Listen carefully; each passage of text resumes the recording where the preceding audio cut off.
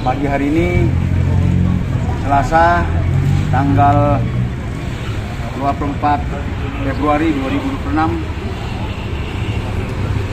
karena di bulan puasa ini kami sebagai personil Satuan Brimob selalu melaksanakan kegiatan bersih pekan Kota Panjang.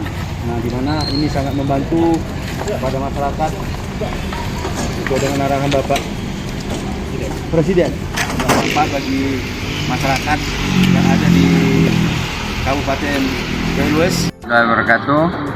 Kami masyarakat Kerukunan Kota Panjang mengucapkan kepada Bapak Brimob Aceh telah menyempatkan diri untuk melaksanakan kegiatan gotong royong, terutama kepada Kerukunan Kota Panjang. Semoga ini bermanfaat untuk masyarakat.